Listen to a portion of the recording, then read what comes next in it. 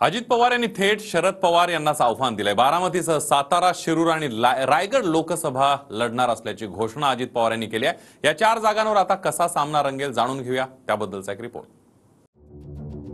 अजित पवारांचं थेट शरद पवारांना आव्हान। बारामतीसह सातारा, शिरूर आणि रायगडवर दावा। सुप्रिया सुळे, श्रीनिवास पाटलांविरोधात दादांचा उमेदवार। कर्जतमधील राष्ट्रवादीच्या शिबिरातून अजित पवारांनी थेट शरद पवारांनाच आव्हान दिलं। आगामी लोकसभा निवडणुकीत बारामती, सातारा, शिरूर आणि रायगड लोकसभा निवडणूक लढवण्याची घोषणा अजित पवारांनी केली आहे।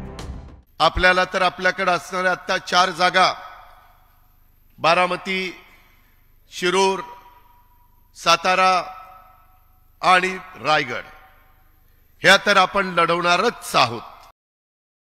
इतकंच नाही तर इतर जागांबाबत शिंदे आणि फडणवीसांसोबत चर्चा करून लवकर निर्णय जाहीर करू असंही अजित पवार यांनी सांगितलंय। इतर पण काही जागा ज्या उभाठा म्हणजे उद्धव बाळासाहेब ठाकरे यांच्या शिवसेनेकडे आहेत, त्याच्यात पण राष्ट्रवादी काँग्रेस पक्षाची ताकद जिथं असेल तिथं भाजप आणि शिंदे साहेबांशी चर्चा करून आपल्याला सीटांचा वाटप त्या ठिकाणी करायचंय। लोकसभेच्या जागांचं गणित पाहिलं तर अजितदादांनी घोषणा केलेल्या 4ही जागांवर 2019च्या लोकसभा निवडणुकीत राष्ट्रवादी काँग्रेसचे उमेदवार विजयी झाले होते। 2019च्या लोकसभा निवडणुकीत राष्ट्रवादी काँग्रेसचे कोण उमेदवार कुठून विजयी झाले एक नजर टाकूया। बारामतीमधून सुप्रिया सुळेंच्या विरोधात भाजपच्या कांचन कुल तर वंचितचे नवनाथ पडळकर उभे होते। यावेळी सुप्रिया सुळेंनी मोठ्या फरकानं विजय मिळवला होता।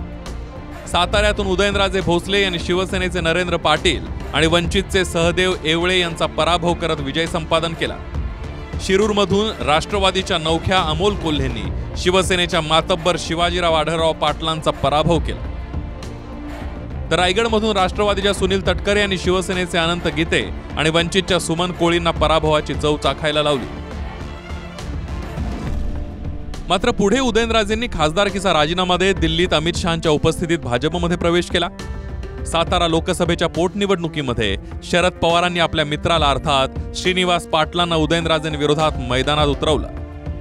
त्यावेळी पवारांची पावसातली सभा इतकी गाजली की उदयनराजेंचा पराभव तर झालाच, पण आपले अनेक शिलेदार भाजपच्या वळचणीला गेले असतानाही पवारांनी विधानसभा निवडणुकीत आपले तब्बल 54 आमदार निवडून आणले। आता परिस्थिती आणि पवारांची माणसंही बदलली आहे।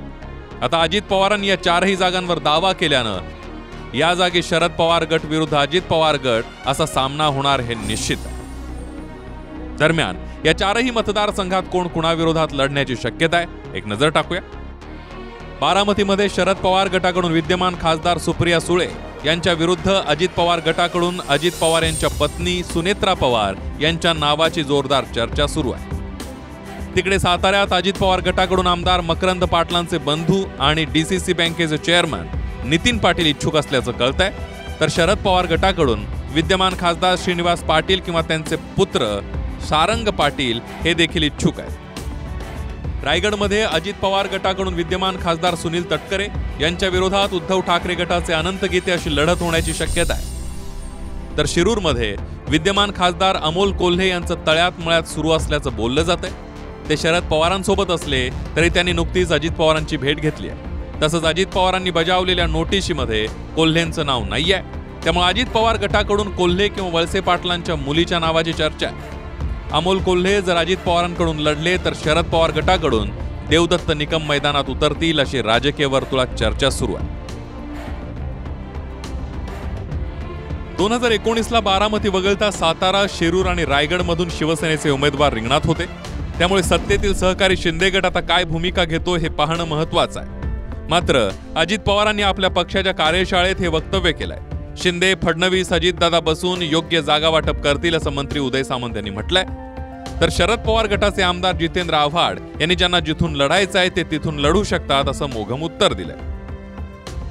मला असं वाटतं की स्वतःच्या पक्षाच्या कार्यशाळेमध्ये एखादी गोष्ट जाहीरपणाने त्यांनी सांगितलं ते स्वतः मुख्यमंत्र्यांशी आणि देवेंद्रजींशी चर्चा करतील।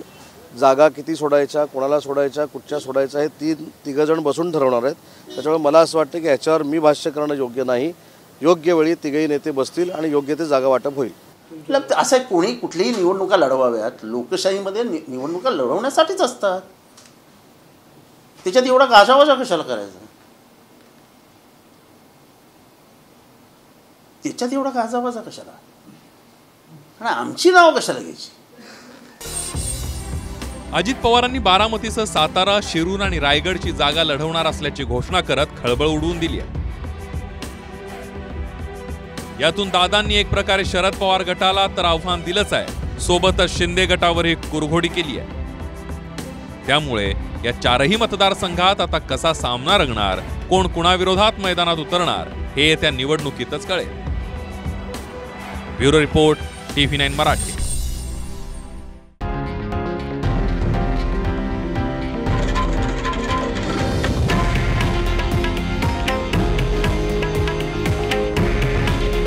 हे आहे देशातील नंबर 1 न्यूज नेटवर्क आणि आपण पाहत आहात TV9 मराठी. काळजी तुमची, हित महाराष्ट्राचं.